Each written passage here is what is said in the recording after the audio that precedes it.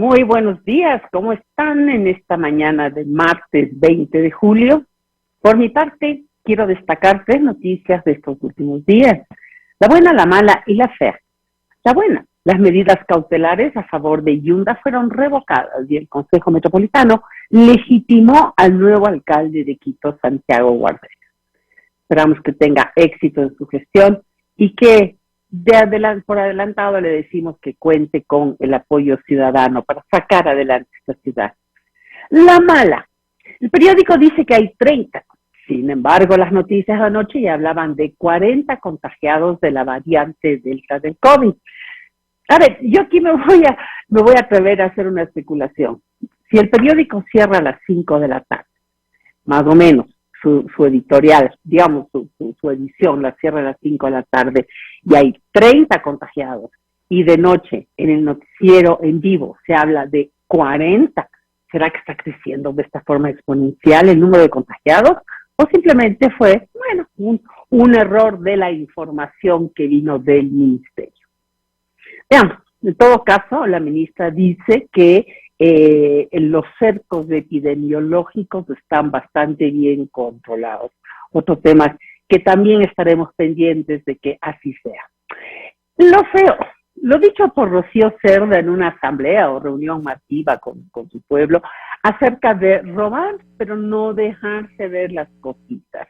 Que si es quichua parlante y no se expresa bien, bueno, pero que salga y aclare qué mismo quiso decir. Aunque esto parecería una constante cuando se trata de temas vinculados con los indígenas, una viveza criolla más. Los que incendiaron la Contraloría no sabían lo que hacían porque como que esos actos no son parte de su cultura, la Contraloría no la entendían muy bien. Vargas alegó en Fiscalía que no podía declarar sin un traductor, porque no es el español su lengua madre. En fin, ojalá la señora Cerda pueda darnos alguna explicación del tema, o si no, que rápidamente actúe la asamblea y bueno, nos den alguna sanción para la asambleísta, aunque la recomendación sería que ella ya no deje de representar a nadie en esa asamblea. Y bueno, hoy tendremos en el segmento editorial a Carlos Estarellas, nos hablará sobre la importancia de la comunidad andina de naciones, pero también lo vamos a hacer con nuestro invitado principal esta mañana, quien es Juan Diego Borbor Montes de Oca.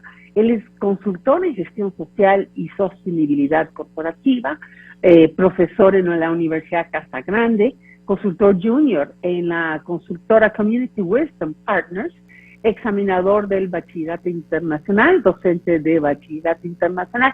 También se ha dedicado mucho a la investigación y análisis de temas políticos, relaciones internacionales, derechos humanos, desarrollo y educación. Muy bien, hay algunos artículos publicados por nuestro entrevistado en medios online, enlaces que pueden ser compartidos. Bienvenido, Juan Diego, un gusto tenerlo con nosotros. Hablemos de algunas cosas que están pasando en el mundo, ¿le parece? Me parece. Muchas gracias por la invitación, Yolanda. No, encantada de tenerlo con nosotros. Mire, me llamó la atención el día de ayer, cuando estaba viendo, desde hace un par de días realmente, como el presidente Macron de Francia, con un modo así como muy molesto, habla de poner en práctica medidas y exigencias con respecto a la vacunación del COVID para poder entrar en lugares públicos. Él va a pedir un pasaporte o certificado sanitario, ¿verdad? O si no, un PCR negativo en las últimas 48 horas, lo cual es prácticamente imposible que cada 2 días la gente esté haciendo un examen de esto, ¿no? Entonces, esto lo quiere aplicar a partir del 21 de julio. Ahora, ha habido una reacción muy grande de la población. Decenas de miles de personas se manifestaron el sábado en diferentes ciudades de Francia para protestar contra estas nuevas medidas, y además hablan de una suerte de autoritarismo o dictadura sanitaria. ¿Esta reacción será solamente en Francia o tú crees que esto puede derivarse en una reacción a nivel mundial una vez que no solo Macron, algunas autoridades hablan de poner estas exigencias extremas con respecto a la vacunación? Bueno, si abstraemos un poquito más, las tendencias democráticas han estado de caída en la última década en general alrededor de todo el mundo. Y es un hecho que gracias a la pandemia se ha afianzado la centralidad del Estado Nacional frente a gobiernos locales y frente a la población civil.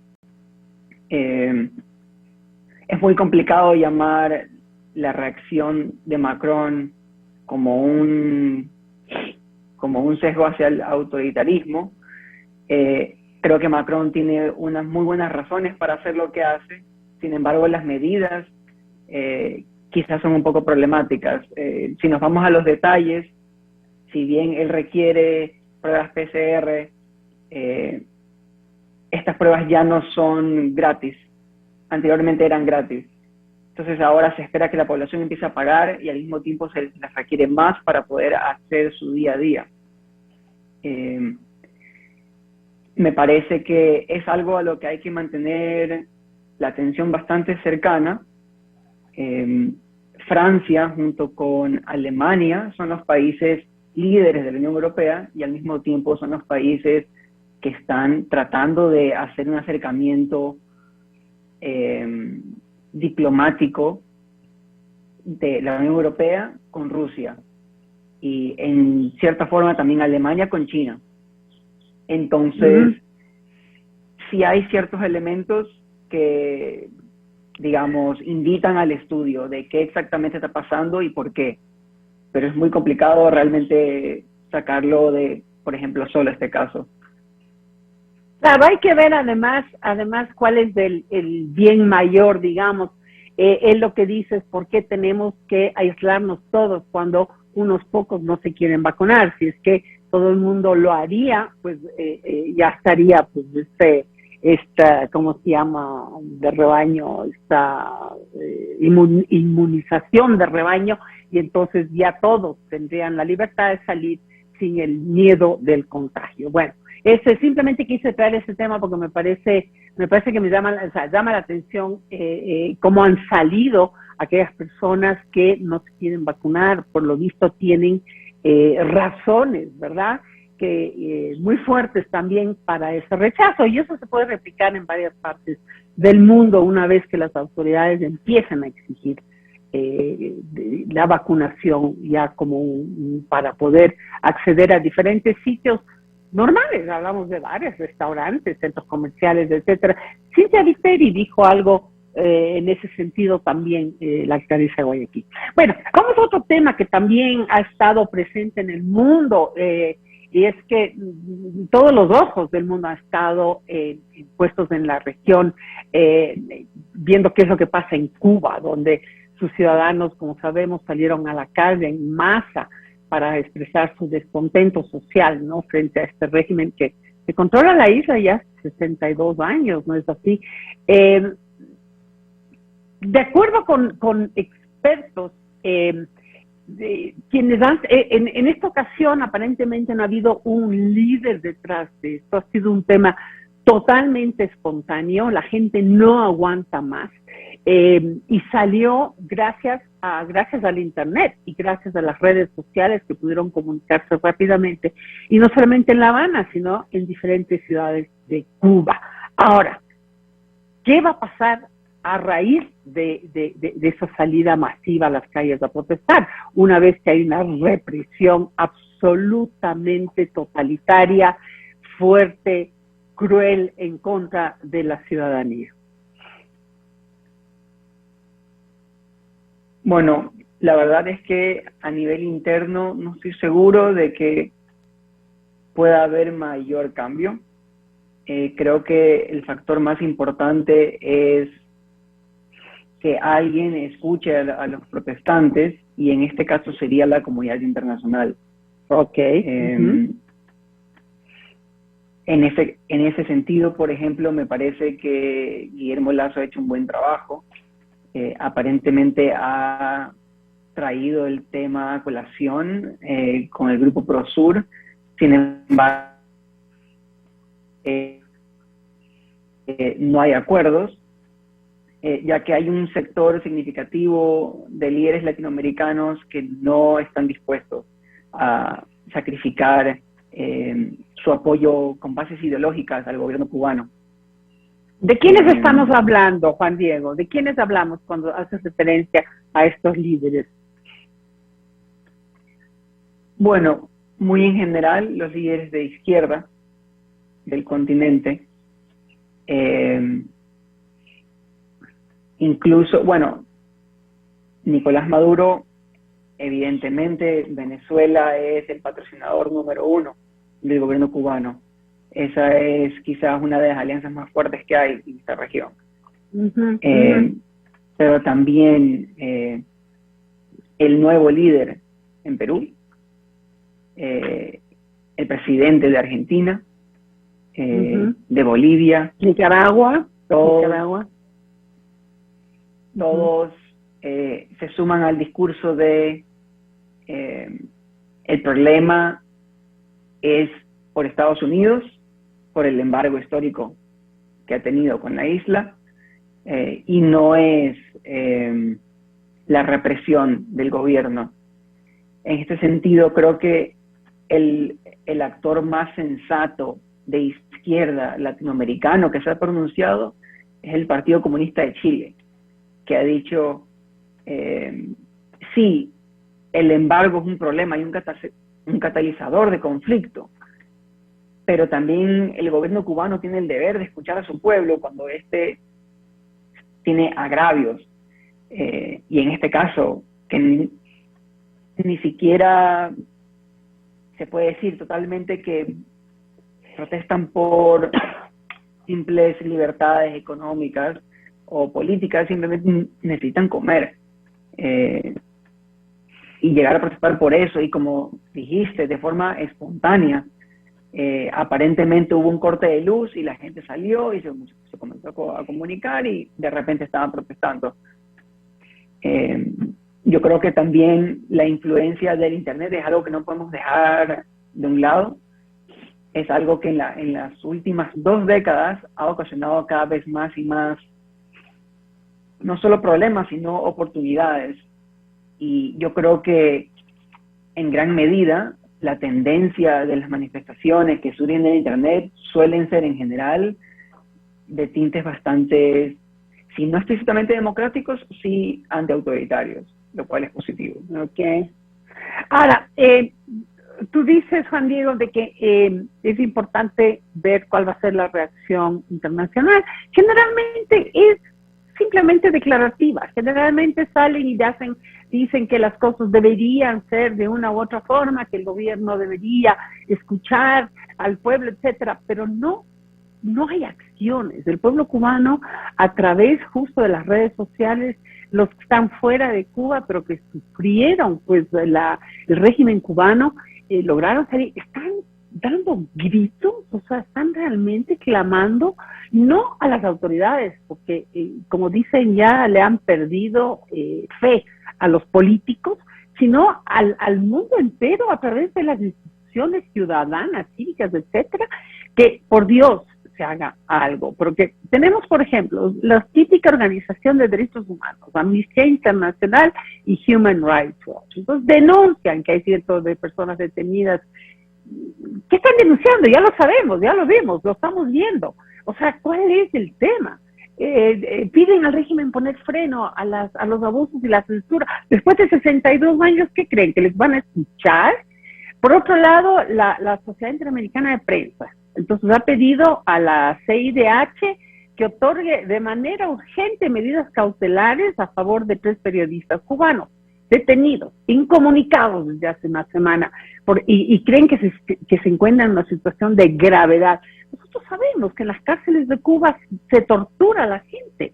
O sea, Es un tema gravísimo, pero simplemente haciendo una exhortación va a cambiar quiénes, cómo se puede influir. Tenemos que mirar hacia Estados Unidos como se hace generalmente debido a su intervención en ciertas regiones del mundo cuando ha pensado que los derechos humanos, por ejemplo, han sido violados. ¿Es por ahí el tema? En gran medida, sí. El peso estadounidense en las relaciones internacionales es demasiado grande. En este caso, el punto que se hace con respecto al embargo, si bien no es preciso en considerarlo como la causa de los problemas del pueblo cubano, sin duda es un agravante. Yo creo que en términos prácticos, lo que se debería hacer es, por un lado, Estados Unidos, pero por otro, la misma comunidad latinoamericana, empezar a hacer un cambio de discurso de por qué está quizás el embargo y cuáles son las condiciones para removerlo. Hay condiciones para remover el embargo en la legislación americana. ¿Cuáles son? ¿Tú crees que esas alturas de la vida lo van a hacer? El mandatario Joe Biden habla de recrudecer todas las medidas contra Cuba. Sí. A breves rasgos, las condiciones son que empiece a respetar los principios democráticos, que empiece a liberalizar un poco el control que tiene sobre la sociedad, dinamizar la economía,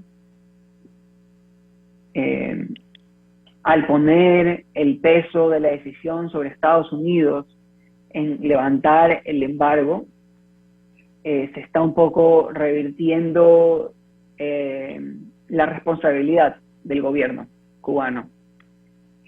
Lo que debe suceder es presión más que nada económica, porque en este caso Cuba sobrevive por, pongámoslo así, favores, que no tienen razón económica sensata, se fundan en ideología, pero el factor material es economía. El embargo usa una medida negativa que es penalizar. El discurso debería favorecer las medidas para las cuales estas penalizaciones se reducirían e idealmente intentar un acercamiento como lo intentó Obama en cierta forma, y que inicialmente pareció dar buenas señales, pero con el ascenso de Trump, y ese es el problema de depender de Estados Unidos, las cosas cambian cuando cambia el mandatario. Bueno, y en Estados Unidos cambian menos que en otros lugares del mundo, la verdad, tienen una mayor institucionalidad. Pero, por ejemplo, Rusia, no sé si estos hechos puedan avivar esta tensión que hay en estos momentos entre Rusia y Estados Unidos. Rusia le dice a Estados Unidos, no intervengan en los asuntos de Cuba. En cambio, y Rusia lo dice después de que la Casa Blanca calificó estos hechos represivos del gobierno cubano como inaceptables. O sea, ya hay una posición de Joe Biden de que es inaceptable. O sea, ¿qué va a hacer después de eso? No lo sabemos, si es que hace algo. Pero se pueden enfriar aún más, se pueden tensar aún más estas relaciones ruso-norteamericanas. Definitivamente, y probablemente sería bueno que se tensen más. Es muy importante establecer líneas claras ¿Por qué? sobre qué se puede cooperar y qué no. Me llamó mucho la atención. ¿Por qué sería bueno que haya mayor tensión entre los dos países? Porque tiene que haber más incentivos de cada lado para presentar y definir sus posiciones, establecer líneas claras de qué se va a permitir y qué no se va a permitir, porque en general los países llamados revisionistas, que están en contra del orden establecido, como China, Rusia, Irán. Gran parte de su discurso es meramente eso, es discurso, es postura. En general, estos países no tienen la capacidad de hacer frente en general a las críticas puestas en prácticas de la que ahora aún de Estados Unidos. Los errores más grandes que han habido con respecto a Rusia, por ejemplo, en los últimos años, han sido precisamente eso, no haber podido mantener una línea clara. Por eso Rusia está en Siria, por ejemplo. Obama dijo, hay una línea roja, no vamos a permitir que usen armas químicas. Rusia estaba cooperando con el gobierno de Assad, y se usaron, y Estados Unidos no hizo nada. Lo mismo ha pasado en Europa, o sea, Rusia está invadiendo algunos territorios europeos, algo que no se veía hace tanto tiempo. La mitad de Ucrania está dividida. En cambio, ahora estamos hablando de Cuba. Cuba está en el centro del continente americano. El hecho de que se haya permitido que exista este enclave de autoritarismo en el seno de este continente ha perdurado por mucho tiempo. Yo creo que mayor presión y tensión precisamente entre los países que lo apoyan y los que están definitivamente en contra, yo creo que eso es algo positivo. No creo que degenere en ningún conflicto severo, pero pondría en marcha lo que debe suceder, que es un diálogo con miras a soluciones y no solo a mantener el status quo porque temen problemas. Complicado. Vamos un poco más cerca. Vamos con nuestro país vecino. Pedro Castillo llegará al poder con promesas de reformas agrarias, nuevos impuestos y todo esto en los primeros 100 días. O sea, tiene un discurso que, claro, ha tratado de morigerarlo mientras se acercaban las elecciones, porque realmente es un discurso de izquierda fundamentalista, ¿no? Izquierda marxista. Sin embargo, no ha querido, o sea, antes de las elecciones, asustar a la gente. Sin embargo, ha tenido un gran apoyo, sobre todo de la parte rural y obviamente de la gente más pobre de Perú, en donde realmente hay una inequidad, ¿verdad?, muy, muy grande. Pero, de todas maneras, ¿qué es lo que crees que va a pasar una vez que él asuma el poder y empieza a tomar sus medidas? Porque se habla de que ya actualmente muchos inversionistas han abierto cuentas en Estados Unidos, están mirando a otros lados de la región, uno de ellos de Ecuador, obviamente. Entonces, ¿qué va a pasar, por ejemplo, con la economía peruana, que de alguna manera se ha mantenido dentro de niveles bastante estables? Por ejemplo, la minería, que ha sido uno de los sustentos principales en los últimos años, y la gente está hablando de que eso va a terminarse, que podría haber incluso la posibilidad de que se nacionalice a las empresas mineras que están ahí. ¿Qué puede pasar en lo económico? ¿Cuál es la afectación en la región?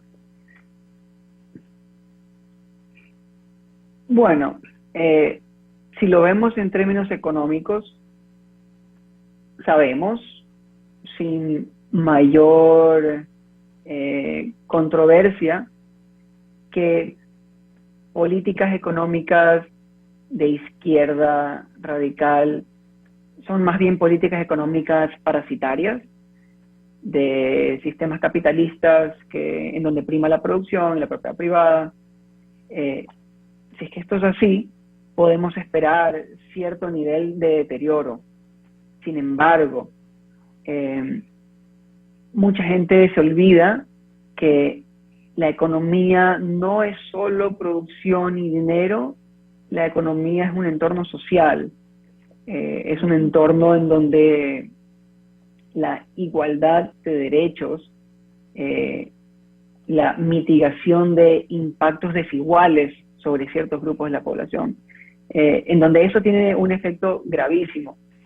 Es en esencia la causa de no solo este giro en Perú, sino en el resto de la región.